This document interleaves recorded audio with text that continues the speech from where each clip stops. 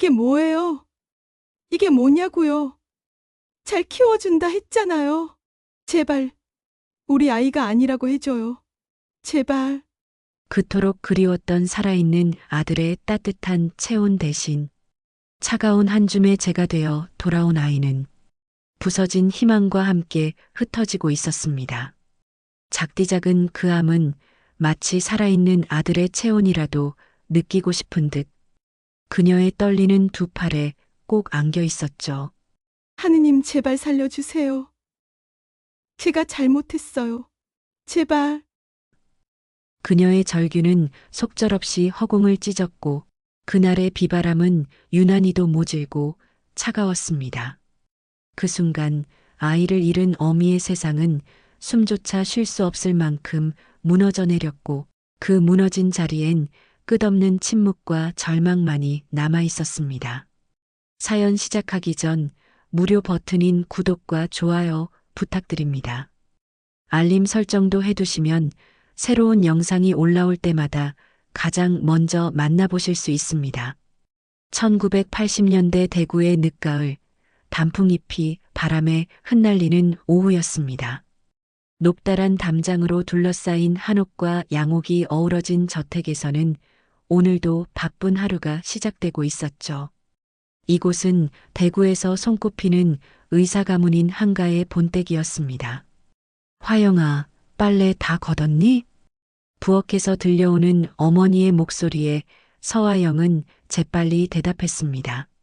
15살의 화영은 이 집 식모인 어머니와 함께 살며 집안일을 도우고 있었습니다. 총명한 눈빛과 단정한 모습의 화영이었지만 이 집에서는 늘 조심스럽게 행동해야 했죠. 화영이 빨래를 정리하고 있을 때 대문 쪽에서 발걸음 소리가 들려왔습니다. 학교에서 돌아오는 한도연의 모습이 보였죠. 같은 또래인 16살의 도연은 이 집의 장남이었습니다. 하지만 도연의 얼굴에는 늘 어두운 그림자가 드리워져 있었죠.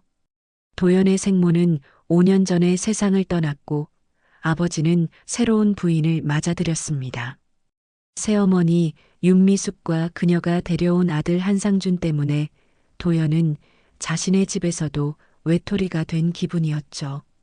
도련님, 안녕하세요. 화영이 정중하게 인사하자 도연은 잠시 멈춰 섰습니다. 다른 집안 사람들과 달리 화영만은 자신을 따뜻하게 대해 주었거든요. 화영아, 오늘 학교는 어땠어? 도연이 물어보자 화영의 얼굴에 미소가 번졌습니다. 이 집에서 자신에게 관심을 보여주는 사람은 도연뿐이었죠. 재미있었어요. 특히 국어 시간에 읽은 시가 좋았거든요. 어떤 시였는데? 윤동주 시인의 서시였어요. 하늘과 바람과 별에 대한 이야기인데 저도 언젠가는 그런 마음으로 살고 싶어요. 화영의 말에 도연은 고개를 끄덕였습니다. 좋은 시구나. 너는 똑똑하고 감수성도 풍부하잖아. 시를 좋아하는 게 당연해. 그때 집안에서 윤미숙의 날카로운 목소리가 들려왔습니다. 도연아, 어디 있니? 들어와서 숙제나 해. 도연의 표정이 순간 어두워졌습니다. 새어머니는 늘 자신을 통제하려 들었고 친구들과 어울리는 것도 못마땅해 했거든요. 가봐야겠다. 도연이 집으로 들어가려 할 때 화영이 조심스럽게 말했습니다. 도련님, 힘든 일 있으면 언제든 말해주세요. 제가 들어드릴게요. 도연은 화영을 바라보며 처음으로 진심 어린 미소를 지었습니다. 이 차갑고 외로운 집에서 자신을 이해해주는 사람이 있다는 것만으로도 위로가 되었죠. 그날 밤 도연은 자신의 방에서 창밖을 바라보며 화영을 생각했습니다. 식모의 딸이라는 이유로 천대받는 화영이지만 도연에게는 가장 소중한 친구였죠. 화영 역시 마찬가지였습니다. 이 집에서 유일하게 자신을 인격체로 대해주는 도연에게 조금씩 마음을 열어가고 있었거든요. 며칠 후 도연은 화영에게 책 한 권을 건넸습니다. 이거 읽어봐. 내가 좋아할 것 같아. 시집이었죠. 화영은 감격해하며 책을 받았습니다. 그 순간 두 사람의 손이 살짝 닿았고 묘한 전율이 흘렀습니다. 고마워요, 도련님. 도련님이라고 하지 마. 그냥 도연이라고 불러. 화영은 당황했지만 도연의 진심을 느낄 수 있었습니다. 신분의 차이를 뛰어넘어 진짜 친구가 되고 싶다는 마음을 느꼈죠. 그렇게 두 사람은 조금씩 가까워져 갔습니다. 도연이 학교에서 돌아오면 화영과 이야기를 나누고 화영이 힘든 일이 있으면 도연이 위로해 주었죠. 서로에 대한 연민과 이해가 점점 깊어져 갔습니다. 하지만 이런 관계를 곱지 않게 보는 시선들이 있었습니다. 특히 아버지 한 회장은 아들 도연과 화영이 가까워지는 것을 못마땅해 했죠. 식모딸과 무슨 이야기가 그리 많단 말인가. 한 회장은 서재에서 창밖을 내려다보며 중얼거렸습니다. 의사 가문의 체면과 격을 중시하는 한 회장에게 아들이 신분을 넘나드는 행동을 하는 것은 용납할 수 없는 일이었거든요. 어느 날 저녁 도연과 화영이 마당에서 대화를 나누고 있을 때였습니다. 두 사람의 모습을 지켜보던 한 회장이 갑자기 나타났죠. 도연아, 당장 들어와라. 한 회장의 엄한 목소리에 화영은 깜짝 놀라며 몸을 움츠렸습니다. 도연은 화영을 감싸듯 앞으로 나섰죠. 아버지, 저희는 그냥 이야기를 나누고 있었는데요. 이야기? 신분도 모르고 함부로 어울리는 게 이야기야? 당장 들어가. 그날 밤 한가의 분위기는 싸늘하게 식었습니다. 금지된 관계의 시작, 그 작은 불꽃이 거센 바람 앞에서 흔들리고 있었죠. 시간이 흘러 두 사람은 서로에게 더욱 의지하게 되었습니다. 도연에게 화영은 이 차가운 집에서 유일한 온기였고, 화영에게 도연은 자신을 한 사람의 인간으로 대해주는 소중한 존재였죠. 관계가 들통나자 한 회장은 분노했습니다. 결국 화영과 식모 어머니는 한가에서 쫓겨나게 되었죠. 하지만 운명의 실은 끊어지지 않았습니다. 몇 년이 흘러 1990년대 초 서울의 한 대학교 캠퍼스에서 두 사람은 기적처럼 재회했습니다. 법학과에 입학한 화영과 의학과에 진학한 도연이었죠. 화영은 장학금을 받으며 야간 아르바이트로 학비를 벌어가며 공부하고 있었고, 도연은 아버지의 뜻에 따라 의사가 되기 위해 열심히 공부하고 있었습니다. 화영이 도서관에서 우연히 마주친 순간 시간이 멈춘 것 같았습니다. 화영은 손에 들고 있던 책을 떨어뜨릴 뻔했죠. 몇 년 사이 화영은 더욱 아름다운 여성으로 성장했고 도연은 의젓한 청년이 되어 있었습니다. 도연 씨, 정말 도연 씨가 맞나요? 화영의 목소리가 떨렸습니다. 도연 역시 마찬가지였죠. 두 사람은 서로를 바라보며 말을 잇지 못했습니다. 화영아, 그동안 어떻게 지냈어? 저는 잘 지냈어요. 도연 씨는요? 너를 잊으려고 했어. 하지만 하루도 너를 생각하지 않은 날이 없었어. 도연의 진심 어린 고백에 화영의 눈에서 눈물이 흘러내렸습니다. 그 순간 두 사람 사이에 쌓여있던 모든 벽들이 무너져 내리는 것 같았죠. 그날부터 두 사람은 조심스럽게 만나기 시작했습니다. 하지만 언제나 누군가의 시선을 의식해야 했죠. 혹시 도연의 집안 사람들이 알게 될까봐, 혹시 이 행복이 다시 깨져버릴까봐 두려웠습니다. 대학 4년 동안 두 사람의 사랑은 더욱 깊어졌습니다. 화영은 법학도로서 뛰어난 성적을 거두었고, 도연은 의학도로서 착실히 실력을 쌓아갔죠. 졸업을 앞둔 어느 날, 도연은 화영에게 프로포즈했습니다. 화영아, 나와 결혼해 줄래? 이번에는 정말로. 아무도 우리를 갈라놓을 수 없게 말이야. 하지만 두 사람 앞에는 거대한 벽이 기다리고 있었습니다. 한 회장은 아들의 결혼 소식을 듣고 서재에서 찻잔을 바닥에 내던졌습니다. 감히 그 식모딸과 결혼하겠다고?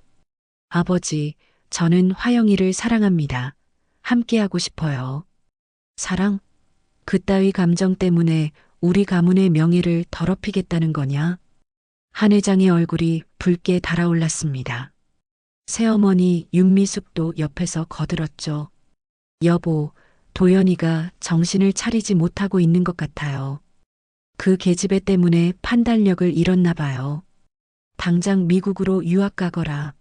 미국 가서 전공의 과정 밟아. 아버지, 저는 가지 않겠습니다. 도연의 단호한 목소리에 한 회장은 더욱 격분했습니다. 이놈이 감히 아버지 말을 거역해? 내가 그 계집애를 선택한다면 너는 더 이상 내 아들이 아니다. 그렇다면 저는 한가의 아들이기를 포기하겠습니다. 뭐라고? 저는 화영이 없이는 살 수 없습니다. 아버지께서 화영이를 받아들이지 못하신다면 저는 모든 것을 버리고라도 화영이와 함께 살겠습니다. 그 순간 한 회장은 도연의 뺨을 세게 때렸습니다. 정신 차려. 내가 누구인지 알기나 하냐? 한가의 장남으로서의 책임은 어디 갔어? 도연의 뺨은 붉게 달아올랐지만 도연은 굴복하지 않았습니다. 아버지, 죄송합니다. 하지만 저는 제 인생을 제가 선택하겠습니다. 새어머니 윤미숙이 옆에서 계속 부채질했습니다. 여보, 저 아이는 이미 돌이킬 수 없을 만큼 그 계집애에게 빠져 있어요. 더 이상 우리 가문의 일원으로 둘 수 없어요. 당장 이 집에서 나가거라. 그리고 앞으로는 내게 어떤 금전적인 지원도 없을 거다. 그날 밤 도연은 가방 하나만 들고 집을 나섰습니다. 화영은 눈물을 흘리며 도연을 말렸죠. 도연 씨, 다시 돌아가요. 이렇게 집을 나와버리면. 화영아, 나에게는 내가 전부야. 가문이 뭐가 중요해? 돈이 뭐가 중요해? 너 없는 세상에서는 아무 의미가 없어. 도연이 화영의 손을 꽉 잡았습니다. 우리 둘만 있으면 돼. 아무도 없는 곳에서 새로 시작하자. 두 사람은 모든 것을 뒤로하고 서울을 떠났습니다. 선택한 곳은 동해안의 작은 어촌 마을이었죠. 그곳에서 조촐한 결혼식을 올리고 새로운 삶을 시작했습니다. 도연은 마을 어부들과 함께 바다로 나가 고기를 잡았고 화영은 작은 식당을 열어 방문객들에게 음식을 대접했습니다. 손에 물집이 생기고 얼굴이 까맣게 타도 두 사람은 행복했죠. 결혼 1년 후 화영은 임신 소식을 전했습니다. 도연은 기뻐하며 화영을 끌어안았죠. 우리 아이가 태어나면 강인이라고 부르자. 바다처럼 강하고 인자한 아이로 자라기를 바라는 마음으로 말야. 10달의 기다림 끝에 이듬해 봄 아들 강인이 태어났습니다. 강인의 오른손 손등에는 도연과 똑같은 작은 파란 점이 있었죠. 세 식구는 그 누구보다 행복한 시간을 보냈습니다. 강인이 두 발로 아장아장 걷기 시작했을 땐 도연과 화영이 양옆에서 손을 잡고 격려하며 걸음을 응원했고 모래사장에서 조심스레 주운 작은 조약돌을 자랑하듯 내밀 때마다 두 사람은 소리 내어 웃었습니다. 저녁이 되면 세 사람은 해변을 따라 천천히 산책을 했고 도연은 아이를 안고 화영의 손을 잡은 채 세 식구의 미래를 그려갔죠. 가난했지만 사랑이 넘치는 집이었습니다. 하지만 그 행복은 오래가지 못했습니다. 1998년 가을, 폭풍이 몰아치던 날이었습니다. 도연은 다른 어부들과 함께 바다로 나갔다가 돌아오지 못했습니다. 배가 전복되는 사고가 일어났던 거죠. 도연 씨, 화영은 미친 듯이 해안가를 뛰어다녔습니다. 비바람이 몰아치는 가운데서도 바다만 바라보며 울부짖었죠. 하지만 도연의 시신만이 차가운 바다에서 발견되었습니다. 안 돼요. 안 돼. 이럴 수는 없어요. 도연 씨, 일어나 봐요, 제발. 화영은 도연의 차가운 몸을 끌어안고 하염없이 눈물을 흘렸습니다. 세상이 무너져 내리는 것 같았죠. 그토록 사랑했던 남편 모든 것을 버리고 선택한 사랑이 이렇게 끝날 수는 없었습니다. 장례식 날 화영이 눈물로 하루하루를 보내고 있을 때 검은 승용차가 마을에 나타났습니다. 한시 가문의 차량이었습니다. 그 차에서 내린 사람은 한 회장과 윤미숙, 그리고 그들 곁에는 말없이 서 있는 단정한 차림의 비서가 있었습니다. 가문의 핏줄은 우리가 키우겠다. 한 회장이 새 살배기 강인을 내려다보며 차갑게 말했습니다. 화영은 강인을 품에 꼭 껴안았습니다. 아니에요. 강인이는 제 아들이에요. 절대 보낼 수 없어요. 그녀는 울부짖으며 뒷걸음질 쳤지만 말없이 고개를 끄덕인 한 회장의 눈짓에 동행한 비서가 앞으로 나서며 화영의 팔을 떼어냈습니다. 화영은 안간힘을 다해 강인을 품에 더 끌어안았지만 결국 강인은 그녀의 품에서 떨어져 나가고 말았죠.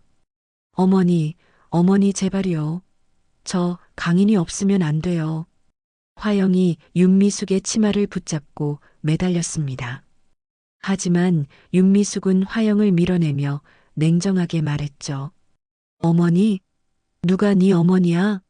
보아하니 거짓골 형편에 간간히 살아가는 것 같은데 좋은 환경에서 좋은 거 먹고 좋은 옷 입히면서 사는 게 낫지 않겠니? 제발이요.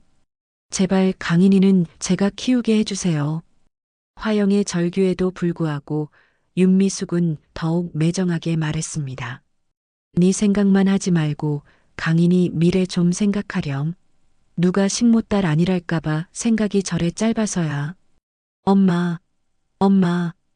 강인이 화영을 향해 손을 뻗으며 울부짖었습니다.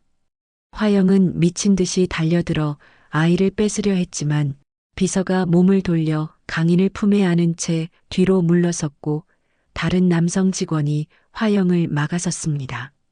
화영은 악을 쓰며 그들을 밀쳐내려 했지만 결국 강인의 울음소리만 점점 멀어져 갔습니다. 화영은 차에 매달려 소리쳤지만 차는 무정하게 떠나갔습니다. 화영은 그 자리에 주저앉아 오열했죠. 남편도 잃고 아이까지 빼앗긴 화영에게는 절망만이 남았습니다. 작은 어촌 마을의 집은 이제 너무나 적막했죠. 강인의 장난감들이 그대로 놓여있는 방을 바라볼 때마다 화영의 가슴은 찢어질 것 같았습니다. 화영은 법적 대응을 시도해 보려 했습니다. 하지만 현실은 냉혹했죠. 가난한 식당 운영자인 화영에게는 변호사를 구할 돈도 없었고 설령 법정에 선다 해도 한가의 막강한 권력과 재력 앞에서는 승산이 없어 보였습니다. 부인, 현실적으로 어려울 것 같습니다. 상대방은 의사 가문이고 경제력도 있으니까요. 법무사는 고개를 저으며 말했습니다. 화영은 무너져 내렸죠. 법을 공부했던 자신이지만 현실 앞에서는 아무것도 할 수 없는 무력한 존재였습니다. 그렇게 화영과 강인의 단절이 시작되었습니다. 매일 밤 화영은 강인을 그리워하며 잠들었고 꿈에서라도 아들을 보려 했죠. 하지만 꿈에서 깨어나는 순간의 현실은 더욱 잔혹했습니다. 몇 개월이 흘렀습니다. 화영은 식당을 겨우 유지하며 하루하루를 버텨나가고 있었죠. 강인에 대한 소식은 전혀 들을 수 없었습니다. 아들이 어떻게 지내는지, 건강한지, 자신을 그리워하는지 아무것도 알 수 없었죠. 그러던 어느 날 밤 폭풍우가 몰아치고 있었습니다. 마치 도연이 세상을 떠나던 그날과 똑같았죠. 번개가 치고 천둥이 울리는 가운데 전화벨이 울렸습니다. 여보세요? 서화영 씨죠? 한가에서 연락드립니다. 차가운 목소리였습니다. 화영의 심장이 요동쳤죠. 강인이는 어떻게 지내고 있나요? 그 일로 연락드렸습니다. 강인이가 폐렴으로 사망했습니다. 뭐라고요? 화영은 숨조차 잊은 채 굳어섰습니다. 세상이 한순간에 무너져 내린 듯 고요한 절망만이 그녀를 감쌌습니다. 곧 유골함이 도착할 겁니다. 장례는 이미 치렀습니다. 잠깐만요. 잠깐만요. 제가 확인도 못했는데. 하지만 전화는 이미 끊어져 있었습니다. 화영은 그 자리에 주저앉아 울부짖었죠. 안 돼. 안 돼. 이럴 수는 없어. 다음 날 오후 검은 정장을 입은 두 명의 남자가 화영의 집을 찾았습니다. 한가에서 보낸 비서들이었죠. 그들은 냉정한 표정으로 작은 상자 하나를 내밀었습니다. 유골함입니다. 받으십시오. 화영은 떨리는 손으로 상자를 받았습니다. 너무나 가벼웠습니다. 이 작은 상자 안에 자신의 모든 희망이었던 아들이 들어있다는 것이 믿어지지 않았습니다. 우리 아이가 왜 이래요? 내 아이가 왜 이렇게 왔어요? 화영은 유골함을 끌어안고 오열했습니다. 살아있는 아들의 따뜻한 체온 대신 차가운 유골함만이 남았죠. 이게 뭐예요? 이게 뭐냐고요? 잘 키워준다면서요. 화영의 절규가 빈 허공에 메아리 쳤습니다. 아들의 얼굴도 제대로 확인하지 못한 채 이렇게 끝나버렸죠. 제발 우리 아이가 아니라고 해줘요, 제발. 하지만 비서들은 아무 말 없이 돌아갔고 화영은 홀로 절망 속에 빠져 있었습니다. 며칠 후 화영은 유골함을 들고 바닷가로 향했습니다. 도연이 떠난 곳이었죠. 파도가 거세게 치는 바다를 바라보며 화영은 마지막 인사를 했습니다. 아가야, 아빠 곁으로 가렴. 엄마가 미안해. 엄마가 너를 지켜주지 못해서 미안해. 그렇게 화영은 아이의 마지막 흔적을 바다로 돌려보냈습니다. 남편과 아들이 모두 바다로 떠나간 것이죠. 그 후 화영은 삶은 완전히 무너졌습니다. 숨을 쉬는 것조차 힘들었고 하루하루가 지옥 같았어요. 식당 문은 굳게 닫힌 채로 몇 주가 지났고 화영은 침대에서 일어날 힘조차 없었습니다. 음식 맛도 느낄 수 없었고 물조차 목으로 넘기기 어려웠죠. 왜 살아야 하지? 왜 계속 살아야 하는 거지? 화영은 매일 밤 스스로에게 물었습니다. 삶의 의욕을 완전히 잃어버린 채로 하루하루를 억지로 버텨나갔죠. 그러던 어느 날 우편함에 편지 하나가 들어 있었습니다. 발신자란이 비어있는 이상한 편지였습니다. 화영은 무심코 편지를 열어보았습니다. 편지를 펼치는 순간 그녀의 손이 멈췄습니다. 숨이 턱 막혔고 가슴이 미친 듯이 요동쳤죠. 편지 안에는 강인의 사진이 들어 있었습니다. 활짝 웃고 있는 강인의 모습이었죠. 사진 속의 날짜를 보니 생전의 강인이의 모습이었습니다. 그리고 짧은 메시지가 적혀 있었어요. 강인 어머니, 강인이의 모습을 담은 사진이 이것밖에 없네요. 강인이를 생각해서라도 부디 살아계세요. 당신을 기억합니다. 화영은 사진을 보는 순간 무너져 내렸습니다. 너무나 그리웠던 아들의 모습이었어요. 사진 속 강인은 건강해 보였고 밝게 웃고 있었습니다. 강인아, 내 새끼. 화영은 사진을 가슴에 꼭 안고 흐느꼈습니다. 누가 보낸 것인지는 알 수 없었지만 아들의 마지막 모습을 이렇게라도 볼 수 있다는 것이 감사했어요. 며칠 동안 화영은 그 사진만 바라보며 지냈습니다. 그러다 문득 깨달았죠. 자신이 이렇게 무너져 있으면 안 된다는 것을요. 강인아, 엄마가 이러면 안 되겠구나. 엄마가 다시 일어서야지. 화영은 사진을 들여다보며 다짐했습니다. 아들에게 부끄럽지 않은 엄마가 되어야 한다고요. 그날부터 화영은 조금씩 변하기 시작했습니다. 오랫동안 손도 대지 않았던 법학 서적들을 다시 꺼내들었죠. 떠나보낸 아들에게 멋진 엄마로 기억되고 싶었습니다. 강인아, 엄마 다시 일어설게. 너 같은 아이들을 보호할 수 있는 사람이 될게. 화영은 아들의 사진에 대고 말했습니다. 그 순간 화영의 눈에는 다시 희망의 빛이 돌기 시작했고 화영은 새로운 시작을 준비하고 있었습니다. 그날부터 화영은 조금씩 변하기 시작했습니다. 아들에게 부끄럽지 않은 엄마가 되겠다는 다짐으로 다시 법 공부를 시작했죠. 밤낮 없이 공부에 매달렸고 사법고시에 도전했습니다. 마침내 합격했고 그녀는 검사가 되었습니다. 25년이 흘렀습니다. 서울중앙지검의 한 회의실에서 화영은 중요한 사건 브리핑을 마치고 있었습니다. 이제 40대 후반이 된 화영은 검사로서 성공한 삶을 살고 있었죠. 언론에서는 서민을 위한 검사, 정의로운 검사라며 화영을 조명했습니다. 그렇게 정신없이 바쁜 나날을 보냈지만 화영은 여전히 남편 도연과 아들 강인을 그리워했습니다. 하지만 그들에게 부끄러운 아내이자 엄마가 되지 않기 위해 더욱 열심히 살아갔죠. 검사로서의 성공은 그들을 향한 속죄이기도 했습니다. 검사님, 회의 준비가 완료되었습니다. 알겠습니다. 화영이 회의실을 나서는 순간 비서실에서 소란이 들려왔습니다.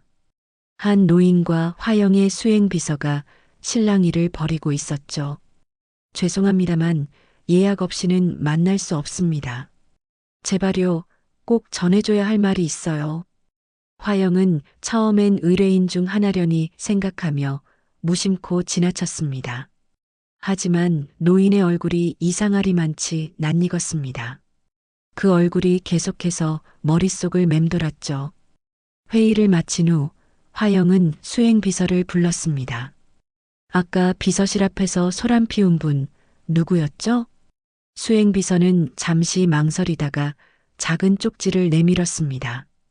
그분이 검사님께 꼭 전해달라며 이걸 주고 가셨습니다. 수행비서가 작은 쪽지를 건넸습니다. 화영은 쪽지를 펼쳐보는 순간 온몸이 얼어붙었죠. 강인 어머니, 강인이를 생각해서라도 부디 살아계세요. 당신을 기억합니다. 25년 전 받았던 그 우편물의 내용과 똑같았습니다. 쪽지 뒤에는 전화번호가 적혀 있었죠. 화영의 손이 떨렸습니다. 25년 전 그날 발신인이 없는 우편물을 보낸 사람이라는 확신이 들었습니다. 죽은 아들에 대한 이야기를 더 들을 수 있을 거라 생각했죠.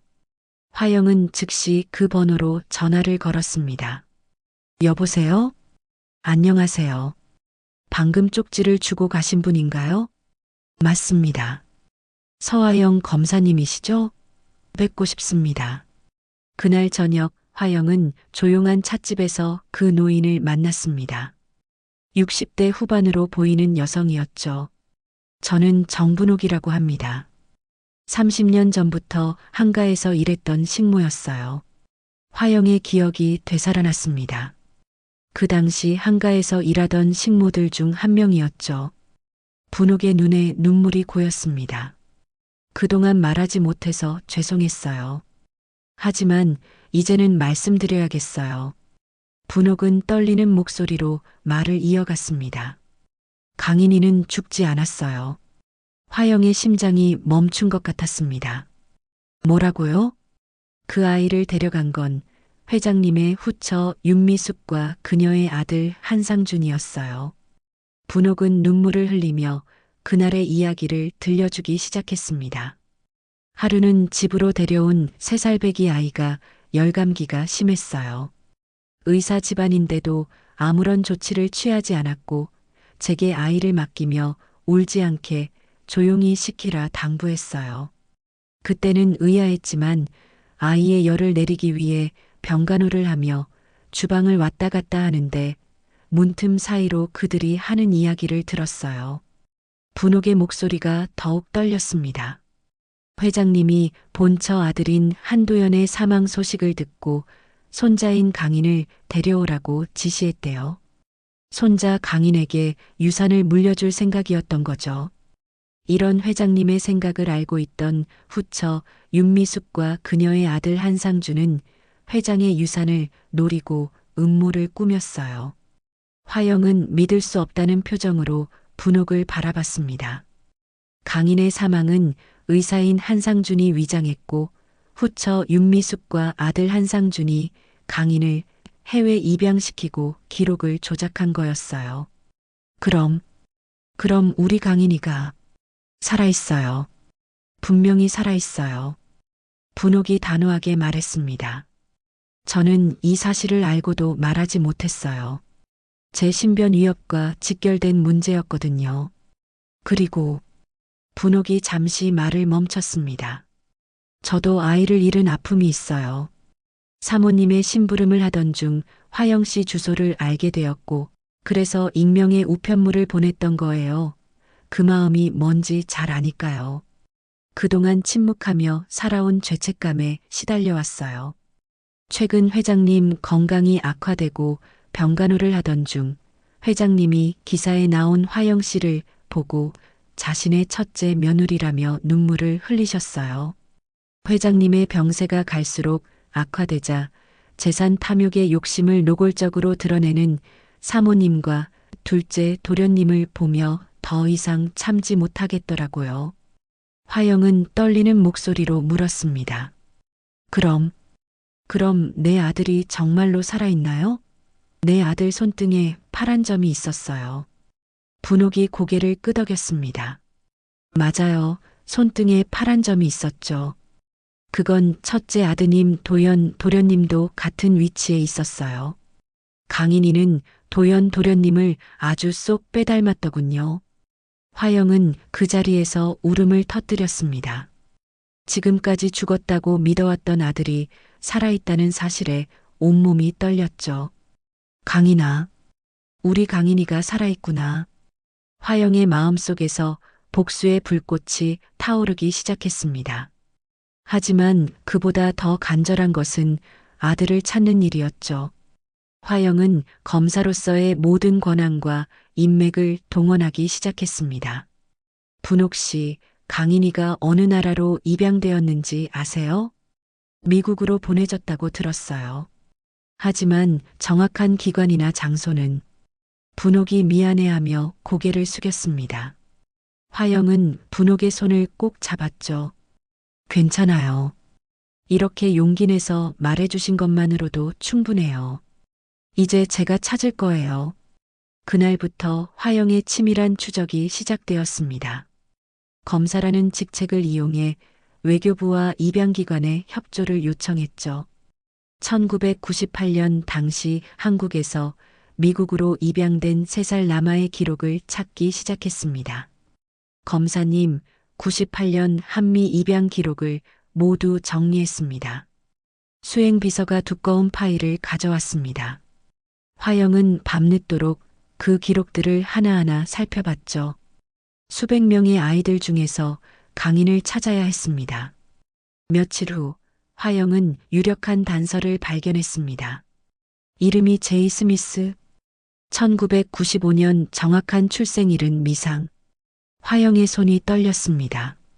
강인에 태어난 해와 일치했죠. 혈액형 B형, 특이사항. 오른손 손등에 푸른 점 모양의 점이 있음. 화영은 그 순간 확신했습니다. 이 아이가 바로 자신의 아들이라고요. 이 아이의 현재 소재를 추적해 주세요. 화영은 즉시 관련 기관에 연락했습니다. 며칠의 추적 끝에 놀라운 사실이 밝혀졌죠. 검사님, 제이 스미스는 현재 서울에 있습니다. 국제 NGO 단체의 변호사로 일하고 있어요. 서울에서요? 정말요? 화영은 믿을 수 없었습니다. 그토록 찾던 아들이 자신과 같은 도시에 있다는 것이 기적 같았어요. 네, 강남구 소재 국제인권단체에서 근무하고 있습니다. 한국어도 유창하다고 하네요. 화영은 즉시 그 단체에 연락했습니다. 하지만 조심스러워야 했죠. 갑작스럽게 나타나서 당신은 내 아들이다라고 말할 수는 없었습니다. 법률 자문을 구하고 싶어서 연락드렸습니다. 제이 스미스 변호사와 상담 약속을 잡을 수 있을까요? 네, 가능합니다. 언제 오시겠어요? 일주일 후, 화영은 강남의 한 빌딩을 찾았습니다. 20년 만에 아들을 만난다는 생각에 심장이 터질 것 같았죠. 엘리베이터 안에서 화영은 계속 심호흡을 했습니다. 제이 스미스 변호사님 계신가요? 네, 안쪽 사무실에 계세요. 접수 직원이 안내해준 사무실 문을 열고 들어선 순간 화영은 그 자리에서 얼어붙었습니다. 책상 앞에 앉아 있는 청년의 모습이 젊은 시절의 도연과 너무나 닮아 있었습니다. 같은 눈매, 같은 코, 같은 입술. 모든 것이 도연을 그대로 빼닮았습니다. 안녕하세요. 서화영 검사님이시죠? 저는 제이 스미스입니다. 제이가 일어서며 인사했습니다. 유창한 한국어였죠. 화영은 간신히 정신을 차리고 대답했습니다. 네. 안녕하세요. 제이의 얼굴을 자세히 보는 순간 화영의 눈에서 눈물이 흘러내렸습니다. 도연의 모습 그대로였어요. 검사님, 괜찮으세요? 제이가 걱정스러운 표정으로 물었습니다. 화영은 재빨리 눈물을 닦았죠. 죄송해요. 갑자기 예전 생각이 나서요. 상담은 형식적으로 진행되었습니다. 하지만 화영의 시선은 계속 제이의 손을 향했죠. 드디어 제이가 서류를 정리하며 오른손을 올렸을 때 화영은 그것을 보았습니다. 손등에 있는 작은 파란 점. 도연과 강인이 가지고 있던 바로 그 점이었습니다. 제이 씨, 화영이 떨리는 목소리로 말했습니다. 혹시 입양되셨나요? 제이의 표정이 순간 굳어졌습니다. 어떻게 아셨죠? 제가 한국계 입양하라는 것을. 제이 씨, 정말 중요한 이야기가 있어요. 들어주실 수 있나요? 화영은 모든 것을 털어놓기로 결심했습니다. 20년 전의 이야기, 도연과의 사랑, 강인의 출생, 그리고 억지로 빼앗겨간 아들에 대한 모든 것을 말했죠. 제이는 처음에는 믿을 수 없다는 표정이었습니다. 검사님, 이건 너무 갑작스러워요. 제가 정말 당신의 아들이라고요? DNA 검사를 해보면 확실해질 거예요. 하지만 저는 이미 확신해요. 당신의 얼굴, 그리고 손등의 그 점, 모든 것이 일치해요. 며칠 후 DNA 검사 결과가 나왔습니다. 99.9% 일치였죠. 제이는 결과지를 보며 한동안 말을 잇지 못했습니다. 화영 역시 마찬가지였어요.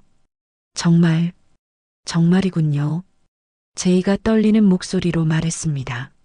저는 항상 궁금했어요.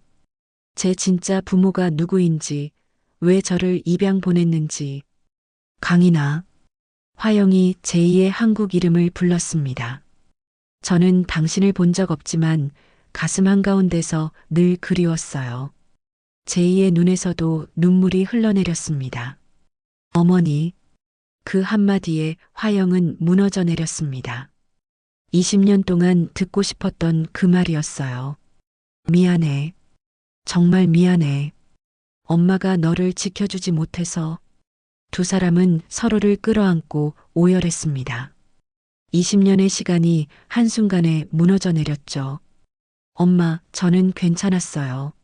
좋은 가정에서 자랐고 좋은 교육도 받았어요. 하지만 제이가 화영을 바라보며 말했습니다. 항상 뭔가 빈 공간이 있다고 느꼈어요. 이제 그 이유를 알 것 같아요. 화영은 아들의 얼굴을 자세히 들여다봤습니다. 도연의 모습이 고스란히 남아 있었죠. 너는 아빠를 정말 많이 닮았구나. 아빠도 너를 보면 얼마나 기뻐할까. 그날부터 화영과 제이의 진짜 만남이 시작되었습니다. 잃어버린 20년을 되찾기 위한 시간이었죠. 강인아, 엄마가 반드시 진실을 밝혀낼 거야. 너를 빼앗아간 그들에게 대가를 치르게 할 거야. 화영은 검사로서의 모든 권한과 법적 도구를 총동원하기 시작했습니다. 25년 전 사건을 재구성하는 작업에 착수한 거죠. 김 과장, 1998년도 한강인이라는 이름으로 등록된 모든 기록을 찾아주세요. 출생신고부터 사망신고까지 전부요. 네, 검사님. 그리고 당시 한가 관련 의료진과 병원 기록도 함께요. 며칠 후 화영 앞에 두꺼운 파일들이 놓였습니다. 25년 전의 진실을 파헤칠 열쇠들이었죠. 화영은 먼저 강인의 출생신고와 사망신고를 꼼꼼히 비교해 봤습니다. 그리고 곧 이상한 점을 발견했습니다. 이상하네. 사망신고 날짜가 강인의 실제 사망 처리 날짜와 화영에게 통보된 날짜 사이에 2주의 차이가 있었습니다. 그리고 사망진단서를 작성한 의사는 한상준이었죠. 한상준. 역시 내가 그랬구나. 화영은 다음으로 당시 병원 기록을 조사했습니다. 강인이 폐렴으로 사망했다는 진단서와 실제 병원 입원 기록을 대조해 본 결과 더욱 충격적인 사실이 드러났습니다. 입원 기록이 없어 폐렴 치료 기록도 없고 강인이 폐렴으로 사망했다면 당연히 병원 치료 기록이 있어야 했습니다. 하지만 어떤 병원에도 강인의 치료 기록은 없었습니다. 모든 것이 조작된 것이었죠. 화영은 더 깊이 파고들었습니다. 1998년 당시 입양 브로커들과 관련된 수사 기록을 찾아봤습니다. 검사님, 1998년 불법 입양 브로커 수사 기록입니다. 수행비서가 가져온 파일을 열어본 화영은 결정적인 증거를 발견했습니다. 박모 씨, 이 사람이 당시 주요 입양 브로커였네. 그리고 그 브로커의 금융거래 기록에서 한상준의 이름을 발견했습니다. 1998년 4월 상당한 금액이 한상준에게서 이 브로커에게 송금되었던 거였습니다. 드디어 꼬리를 잡았구나. 화영은 냉소를 지었습니다. 25년 전의 범죄 행위들이 하나씩 드러나고 있었죠. 하지만 화영의 조사는 여기서 끝나지 않았습니다. 윤미숙에 대한 조사도 병행했죠. 그리고 더욱 놀라운 사실을 발견했습니다. 회장님의 정신건강 진단서? 이것도 조작된 거네. 윤미숙이 한 회장의 치매 진단서를 조작해서 재산관리권을 가로채려 했다는 증거였습니다. 정신과 의사의 증언과 실제 진단서를 비교해 본 결과 명백한 위조였습니다. 이 사람들은 정말. 화영은 분노로 이를 갈았습니다. 한 회장마저 속이고 재산을 가로채려 했다는 것이 밝혀진 거죠.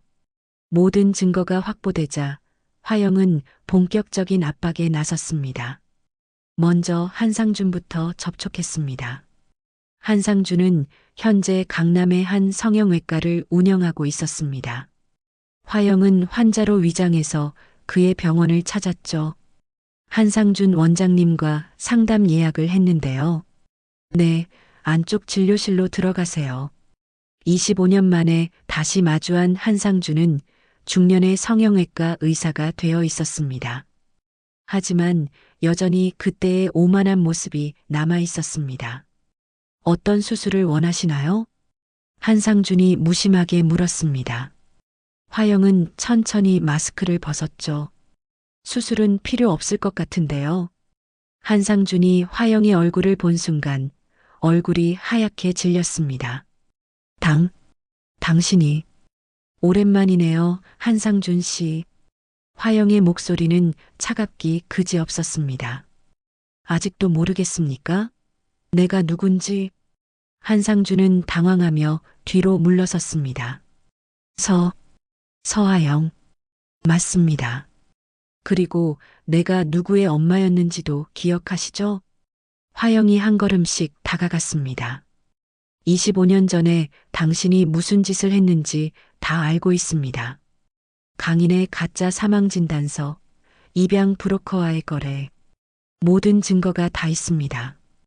한상준의 얼굴에서 혈색이 완전히 사라졌습니다. 뭔 소리를 하는 거야? 아직도 발뺌하실 건가요? 1998년 4월 박모라는 입양 브로커에게 송금한 3천만 원은 뭐죠? 화영이 은행 거래 내역서를 꺼내 보였습니다. 한상준은 그 순간 무너져 내렸습니다. 그건 내 아들을 해외로 팔아넘기고 가짜로 죽었다고 속인 대가를 치를 시간이 왔습니다. 화영은 다음으로 윤미숙을 찾아갔습니다. 윤미숙은 여전히 한가의 안주인 행세를 하며 살고 있었죠. 누구세요?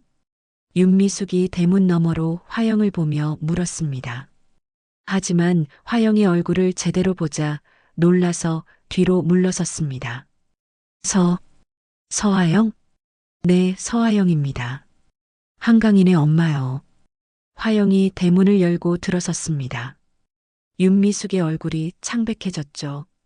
25년 만에 인사드리러 왔습니다. 내가 여길 갑자기 왜?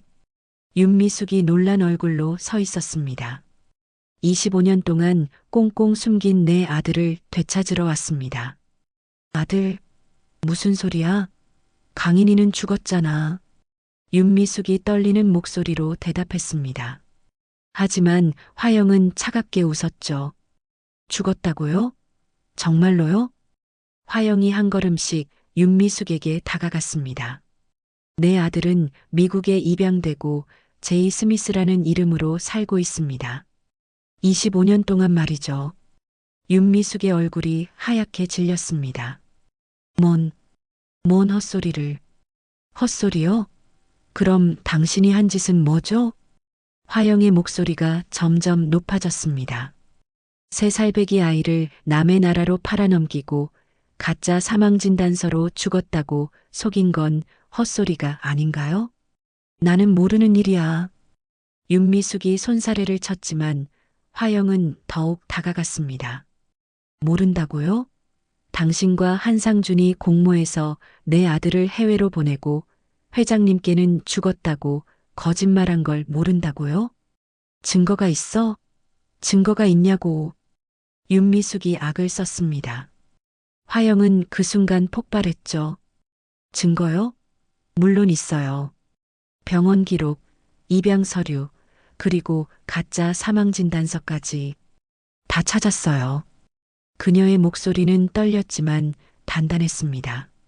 하지만 그보다 더 확실한 건 내가 지난 25년 동안 어떻게 살아왔는지예요. 화영의 눈에서 눈물이 흘렀습니다. 매일 밤 죽은 아들 꿈을 꾸며 잠들고 매일 아침 아들이 없는 현실에 무너졌어요. 그 시간이 증명해요. 내가 무엇을 잃었는지, 당신들이 무엇을 했는지. 나는 정말 몰라. 윤미숙이 계속 부인했지만 화영은 멈추지 않았습니다. 당신들이 내게서 빼앗아간 건 아들만이 아닙니다. 내 인생 전부를 빼앗아갔어요. 화영이 윤미숙의 어깨를 붙잡았습니다. 내가 아들과 함께 보낼 수 있었던 25년을 당신이 다 망쳤어요. 나 줘. 윤미숙이 화영을 밀어냈습니다. 하지만 화영은 더욱 격하게 소리쳤죠. 당신이 그러고도 어머니인가요? 당신도 아들이 있잖아요. 만약 당신 아들이 어디론가 사라져서 25년 동안 생사를 모른다면 어떤 기분일까요? 윤미숙의 얼굴이 일그러졌습니다. 내 상준이와 비교하지 마. 화영이 더욱 다가가며 소리쳤습니다. 당신은 내 아들을 빼앗고도 당신 아들은 소중하다고 말할 자격이 있나요? 그만해. 그만하라고. 윤미숙이 귀를 막고 소리쳤습니다. 25년 전 그날 내가 당신에게 무릎 꿇고 빌었을 때 당신이 한 말 기억나요? 식모딸 아니랄까봐 생각이 짧다고 했죠? 화영의 목소리가 더욱 떨렸습니다. 지금 생각이 짧은 건 누군가요? 25년 후에 진실이 밝혀질 거라고는 생각도 못했죠? 윤미숙은 벽에 등을 대고 뒤로 물러섰습니다. 나는 정말 이제 끝입니다. 화영이 냉정하게 말했습니다. 곧 법정에서 만날 겁니다. 그때는 이렇게 편안하게 대화할 수 없을 겁니다. 화영은 냉정하게 말하고 돌아섰습니다. 윤미숙은 그 자리에 주저앉아 떨고 있었죠. 그날 밤 화영은 제이와 함께 저녁을 먹으며 말했습니다. 강인아, 이제 정말로 끝낼 거야. 우리에게 했던 모든 일들에 대해서 말이야. 제이도 고개를 끄덕였습니다. 엄마, 저도 도울게요. 변호사로서 할 수 있는 모든 것을 다 할게요. 숨겨졌던 진실에 마침내 법의 심판이 시작되고 있었습니다. 화영은 검찰청으로 돌아가 정식으로 수사를 시작했습니다. 윤미숙과 한상준을 사문서 위조, 납치, 허위 사망신고, 유산 갈취 미수 혐의로 기소하겠습니다. 화영은 동료 검사들 앞에서 단호하게 선언했습니다. 25년간 쌓아온 모든 증거와 분노가 이 순간을 위해 준비되었죠. 한 달 후 서울중앙지방법원에서 재판이 열렸습니다. 언론의 주목을 받은 이 사건은 25년 만에 밝혀진 가문의 비밀이라는 제목으로 연일 보도되었죠. 법정에서 화영은 마지막 변론을 했습니다. 당신들은 한 아이의 삶을 빼앗고 한 가문의 영혼을 훔쳤습니다. 화영의 외침이 법정을 울렸습니다. 일주일 후 판결이 내려졌죠. 피고인 윤미숙에게 징역 10년, 피고인 한상준에게 징역 15년을 선고합니다. 정의가 승리한 순간이었습니다. 며칠 후 화영과 강인은 병상에 누워있는 한 회장을 찾아갔습니다. 분옥이 미리 모든 사실을 알려준 상태였죠. 한 회장은 강인을 보자마자 눈물을 흘렸습니다. 강인이, 정말 강인이구나. 할아버지. 강인이가 조심스럽게 한 회장의 손을 잡았습니다. 내가 악마를 키웠구나. 그들을 집으로 들인 순간 집안은 무너졌던 거야. 한 회장이 후회로 가득한 목소리로 말했습니다. 그의 얼굴에는 깊은 참회의 빛이 어려 있었죠. 강인아, 내 손자야. 살아있었구나. 그 어린 몸으로. 얼마나 외롭고 무서웠겠니? 한 회장의 목소리가 떨렸습니다. 25년 동안 죽었다고 믿었던 손자가 살아있다는 사실에 그는 가슴이 찢어질 것 같았습니다. 그동안 얼마나 고생했니? 할아버지가. 미안하다. 죽을 죄를 졌다. 강인이는 할아버지의 손을 꽉 잡았습니다. 괜찮습니다, 할아버지. 할아버지를 원망하지 않습니다. 강인이의 따뜻한 말에 한 회장은 더욱 오열했습니다. 손자의 너그러운 마음이 그를 더욱 부끄럽게 만들었죠. 한 회장은 이번에는 화영을 바라봤습니다. 그의 눈에는 미안함과 감사함이 동시에 담겨 있었죠. 그리고 화영아, 내가 널 볼 면목이 없구나. 며느리라고 할 자격도 없는 거 안다. 화영의 눈에서 눈물이 흘러내렸습니다. 25년 만에 듣는 시아버지의 진심 어린 사과였습니다. 내 아들 도연이의 피를 지켜줘서, 이렇게 굳세게 살아줘서, 강인이를 이 세상에 남겨줘서, 정말 고맙다. 한 회장이 진심으로 말했습니다. 그는 화영이 얼마나 힘든 시간을 보냈는지, 그리고 얼마나 강하게 살아왔는지 이제야 깨달았죠. 25년 전 내가 너희를 쫓아내지 않았다면, 내가 더 현명했다면, 이런 일은 일어나지 않았을 텐데. 한 회장의 목소리에는 깊은 후회가 담겨 있었습니다. 너무 늦었지만 내 마음만큼은 진심이란 걸 알아다오. 화영아, 너는 내 며느리가 아니라 내가 지켜야 했던 우리 집안의 마지막 희망이었다. 화영은 그 말을 듣고 무릎을 꿇고 한 회장의 손을 잡았습니다. 아버님, 이제 다 지나간 일입니다. 저희가 다시 만날 수 있게 된 것만으로도 감사합니다. 며칠 후 한 회장은 공증인을 불러 유언장을 작성했습니다. 남은 재산을 모두 강인과 화영에게 상속한다는 내용이었죠. 이 모든 재산은 원래 도연이의 것이었고 강인이의 것이었어야 했다. 그리고 화영이 너도 마땅히 받아야 할 몫이야. 한 회장은 떨리는 손으로 유언장에 서명했습니다. 강인은 한가의 공식 상속자로 등재되었고 화영에게는 한가 재단의 명예이사직이 주어졌습니다. 25년 만에 모든 것이 제자리를 찾아가고 있었죠. 할아버지, 이 재산으로 좋은 일에 쓰겠습니다. 할아버지가 자랑스러워 하실 일들을 하겠습니다. 강인은 할아버지에게 약속했습니다. 그래, 그렇게 해다오. 한 회장은 안도의 표정을 지었습니다. 마침내 자신의 잘못을 바로잡을 수 있게 된 것이죠. 화영은 강인이의 손을 잡으며 말했습니다. 강인아, 이제 정말로 모든 것이 제자리를 찾았구나. 아빠도 하늘에서 기뻐하실 거야. 네, 엄마. 이제 새로운 시작입니다. 25년의 긴 여정이 끝나고 그들 앞에 새로운 희망이 시작되고 있었습니다. 시간이 흘러 다음해 가을, 화영은 큰 결심을 했습니다. 서울에서의 검사 생활을 정리하고 옛 추억이 깃든 바닷가 마을로 돌아가기로 한 것이죠. 정말 가시는 거예요? 동료 검사들이 아쉬워했지만 화영의 마음은 이미 정해져 있었습니다. 네, 이제 다른 방식으로 사람들을 도우며 살고 싶어요. 화영이 선택한 곳은 25년 전 도연과 함께 살았던 그 바닷가 마을이었습니다. 예전 집은 사라져 있었지만 근처에 작은 집을 구해 정착했죠. 재단 명예이사직은 유지한 채 화영은 이곳에 무료 법률 상담소를 열었습니다. 희망 법률 상담소라는 간판을 단 작은 사무실이었죠. 어서 오세요. 무엇을 도와드릴까요? 화영은 어려운 일로 찾아오는 마을 사람들을 따뜻하게 맞았습니다. 가난한 어민들의 권리를 보호하고 억울한 일을 당한 사람들을 위해 무료로 법률 서비스를 제공했죠. 선생님 덕분에 정말 큰 도움이 되었어요. 고맙습니다. 앞으로도 계속 도와주세요.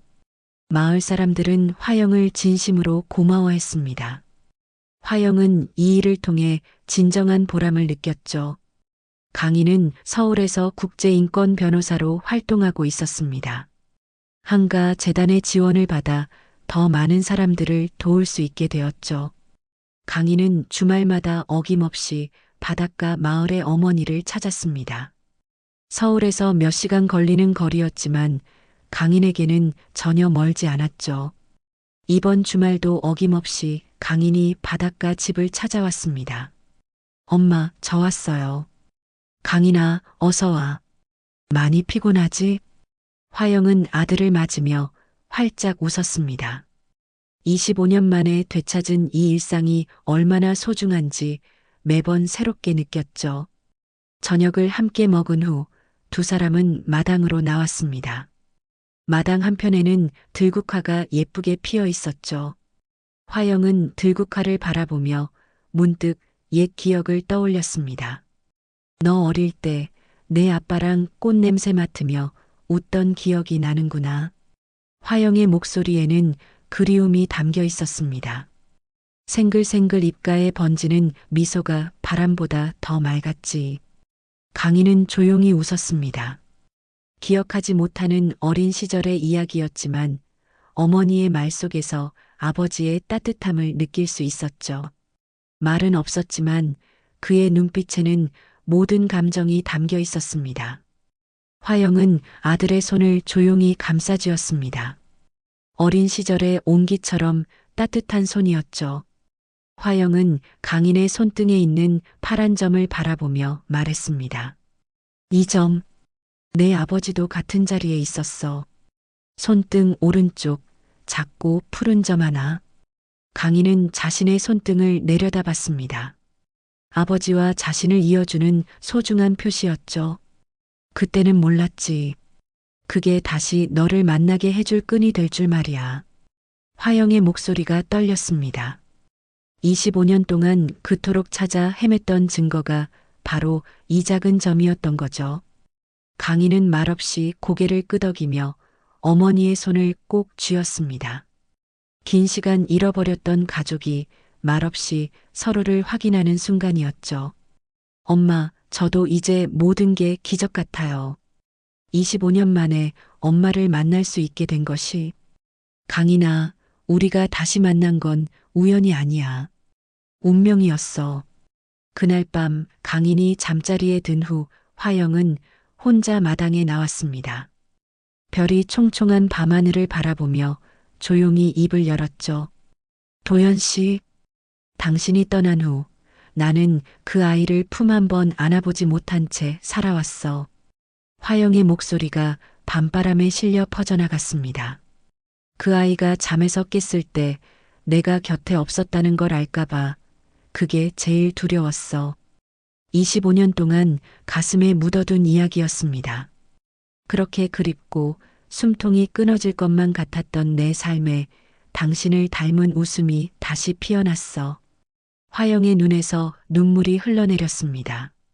하지만 이번에는 슬픔의 눈물이 아니라 감사의 눈물이었죠. 그 아이가 이제 내 곁에서 웃고 말하고 나를 엄마라고 부르잖아. 매일 아침 그 아이가 내 손을 잡고 인사하는 순간마다 나는 당신을 떠올려. 당신이 남긴 가장 큰 선물이니까. 화영은 하늘을 바라보며 마지막 인사를 했습니다. 이젠 우리가 못다 이룬 시간까지 이 아이와 함께 채워갈게. 다음 날 아침 강희는 서울로 돌아가기 전 어머니와 함께 해변을 걸었습니다. 엄마, 다음 주에도 올게요. 응, 언제든 와. 엄마는 여기서 기다리고 있을 테니까. 강인이 떠난 후 화영은 법률 상담소로 향했습니다. 오늘도 도움이 필요한 사람들이 기다리고 있을 테니까요. 어서 오세요. 무엇을 도와드릴까요? 화영의 따뜻한 미소가 상담소를 밝게 만들었습니다. 25년의 긴 여정을 마치고 이제 화영은 진정한 평화를 찾았죠. 바닷가 마을의 작은 집에서 화영은 새로운 꿈을 키우고 있었습니다. 아들과 함께 만들어갈 아름다운 내일을 말이죠. 세월이 흘러도 마음 깊이 묻어둔 기억은 쉽게 사라지지 않습니다. 잃었다고 믿었던 것들도 언젠가는 돌아오더군요. 단지 시간이 필요했을 뿐입니다. 가족이란 떨어져 있어도 다시 만나게 되는 인연이고 아무 말 없이도 마음으로 이어지는 관계입니다. 오늘 하루도 화영이 지켜온 사랑 덕분에 누군가는 희망을 품고 살아갑니다. 오늘의 이야기 어떠셨나요? 무료인 구독과 알람 설정 잊지 마시고 여러분의 따뜻한 댓글 하나가 정말 큰 힘이 됩니다. 함께 해주셔서 진심으로 감사드립니다. 사연만사였습니다.